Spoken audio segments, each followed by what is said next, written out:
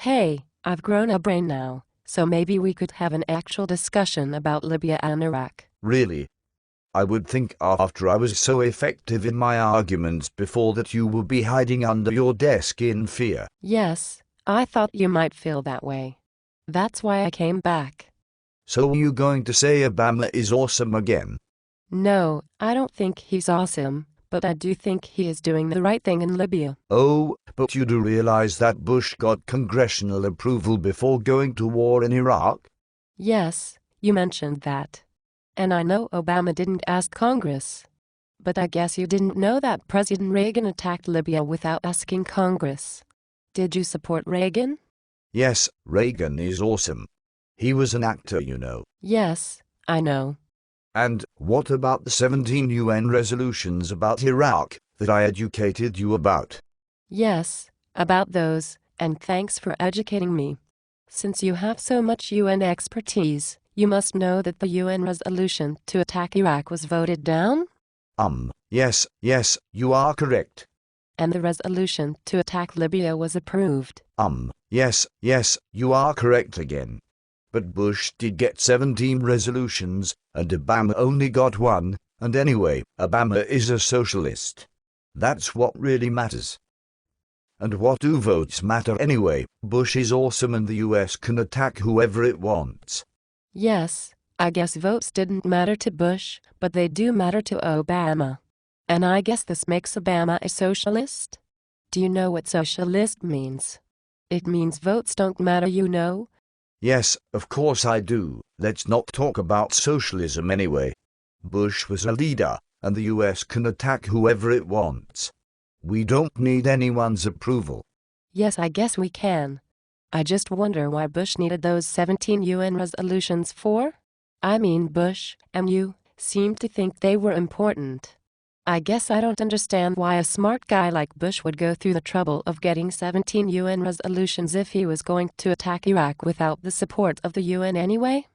Well, I guess he was just kidding when it came to the UN. Kind of messing around with them, but they are not really that important anyway. He didn't need those 17 resolutions. I just mentioned them because, well, I mean there were 17 and Obama didn't get 17, you know. So, Bush is awesome. And Reagan is awesome too.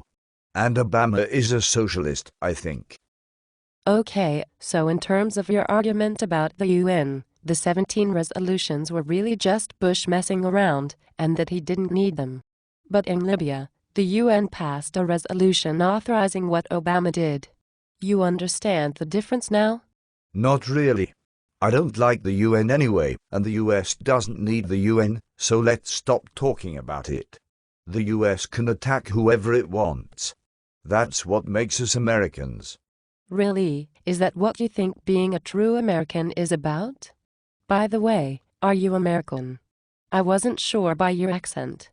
Yes, of course I'm American. And, anyway, what about the fact that Saddam Hussein was a brutal dictator, just like Gaddafi? So you must have supported Iraq if you are now supporting Libya. Well, of course, yes. I mean, most Americans supported Bush taking action against Iraq. We did have them surrounded by air and sea for months. He really wasn't much of a threat at that point, was he? No, you're right. Bush neutralized Saddam quickly. See, that's why I say Bush is awesome. Right, I guess he was awesome at that point, but I've always wondered why he had to take the step of sending in ground troops since he did such an awesome job and Iraq was no longer a threat. Can you tell me why we had to send ground troops into Iraq when it was no longer a threat to the US? Well, he did get permission from Congress. And you can't win a war without ground troops, you know. Sure, but don't you think we already won the war if Iraq was no longer a threat? I mean, this was the reason we went to war, right?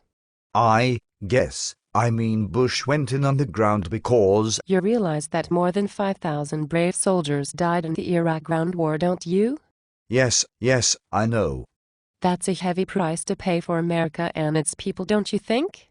Yes, of course, it is a heavy price to pay. So there must be a good reason why we had to transition from air and sea attacks to a ground war in Iraq, right? Yes, I suppose there was. Then can you tell me why Bush decided to attack Iraq on the ground and risk so many brave American kids' lives? Well, Obama is a socialist. But Bush is awesome. You know that in Libya, there are no U.S. ground troops involved. Yes, I know. So when we compare Iraq and Libya, Bush attacked Iraq with ground troops when Iraq was not a threat to the U.S., which cost us thousands of brave young American kids their lives. But in Libya, Obama appears to be much more careful, protecting our soldiers and their families from paying such a high price, by using our superior military to its full capabilities. I guess you're right. Yes, I am. That's what happens when you debate someone with a brain. Risking significant numbers of American lives should probably be reserved for wars that directly threaten the U.S. You might want to write that down. Okay, yes, I'll take some notes. But what about the rebels in Libya? You know they are Muslims, don't you?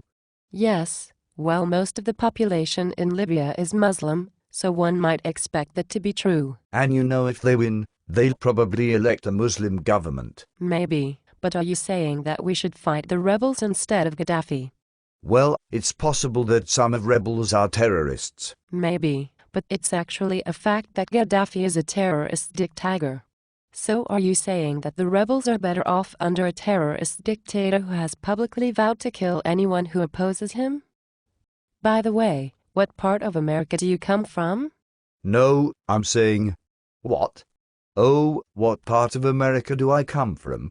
Yes, I'm just curious. You do look and sound like a foreigner, and you seem to be arguing that the U.S. shouldn't support a rebellion against a terrorist dictator like Gaddafi, and that Gaddafi is not such a bad guy. So I'm just wondering where in the U.S. you were born? Well, I was. You do kind of look like you come from the Middle East now that I think of it. Yes. Well, I think I have a meeting. I really need to run. Maybe we can continue our debate later. I just have to get going. It was good talking to you. Yes, it was. I'm glad I could enlighten you with a bit of common sense.